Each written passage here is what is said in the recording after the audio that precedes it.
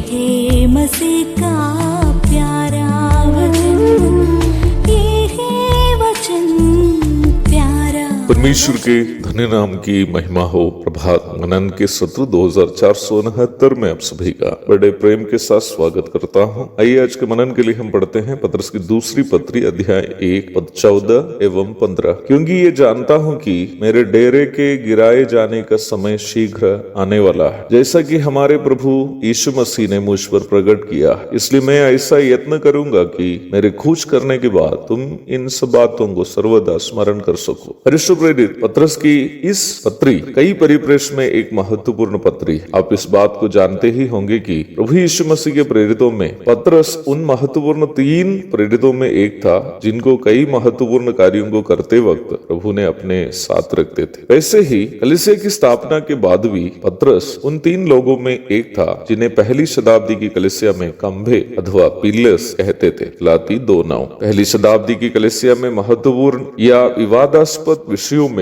अंतिम फैसला सुनाने की जिम्मेदारी इन्हीं तीनों ही के ऊपर रहती थी। प्रेरितों के काम 2 की 14, 10 की 47, 48, 15 की 7 और 13। कलीसिया शुरू हो जाने के बाद कई चुनौतियों को सामना करने की जरूरत इसको हुई। नया नियम की रचना जब पूर्ण नहीं थी, उन दिनों के मसीही विश्वासी यह बात नहीं जानते थे कि उनके संबंधित कई मसलों में कैसे निर्णय ले। ऐसी परिस्थिति में उन मसलों में फैसला करने की जिम्मेदारी प्रेरितों की थी। प्रेरितों के काम अध्याय 6 1 से 6 तक पढ़िएगा। विशेषकर खंभे कहलाए जाने वाले पतरस, यीशु मसीह का भाई याकूब एवं यूहन्ना, जैसे कि मैंने पूर्व में कहा, पहली शताब्दी की कलीसिया में निम्न प्रकार के विवादास्पद मसलों में अंतिम निर्णय सुनाते थे। पहली शताब्दी की कलीसिया में अर्थात प्रथम 100 वर्ष की जो कलीसियाई इतिहास में कलीसिया सामना की हुई खतरनाक समस्याओं में से एक थी झूठी शिक्षाएं और उसे सिखाने वाले झूठे शिक्षक।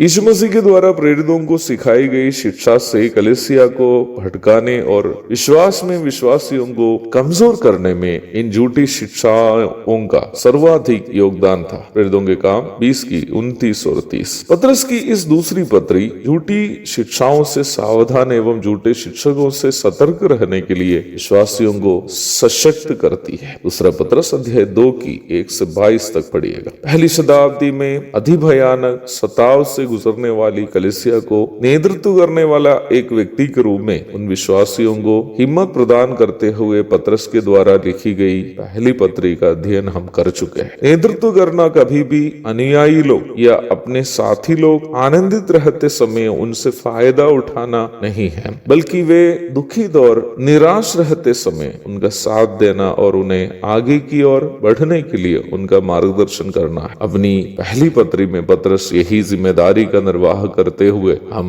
देख चुके हैं। झूठी शिक्षाओं को निरुत्साहित करने के साथ साथ सही शिक्षा का प्रोत्साहन करना भी प्रेरितों की जिम्मेदारी। परमेश्वर के लिखित वचन का महत्व पर पतरस जोर देते हुए दूसरी पत्री के प्रथम अध्याय में ही आप देख सकते हैं। पहला अध्याय 19 से 21 तक पढ़िएगा। पौलुस के प्रेरितायित्व और उनके द्वारा लिखित पत्रियों पर कई विश्वासी संदेह करते थे, क्योंकि विश्वास में आने के पूर्व पौलुस कलीसिया को सताने वाला था और पौलुस की सेवा करने की शैली भी अन्य प्रेरितों से भिन्न सा दिखता था। दूसरा कुरिन्थियों अध्याय 9 की 1 से 15 तक। इसलिए ही नया नियम में लगभग 14 पत्रियों के लेखक प्रेरित पौलुस के प्रेरितायित्व और उनके द्वारा लिखित पत्रियों के आधिकारिकता का अथवा ऑथेंटिसिटी का प्रमाण देना भी प्रेरितों की जिम्मेदारी थी, जिसे पतरस करते हुए भी इस पत्री में हम देखते हैं। तीसरा अध्याय की 15वीं आयत पढ़िएगा। इस प्रकार पतरस की इस दूसरी पत्री कई परिप्रेक्ष्य में महत्वपूर्ण है। पतरस यहाँ कह रहा है कि इन सारी बातें मसीही कलीसिया उनकी आसन्न मृत्यु के बाद याद करेगी अथवा उसे कलीसिया को करनी चाहिए। एक और शुभ दिन की धन्य कामनाओं के साथ आज का मनन मैं यहाँ समाप्त करता हूँ। प्रभु आप सबको आशीष दे।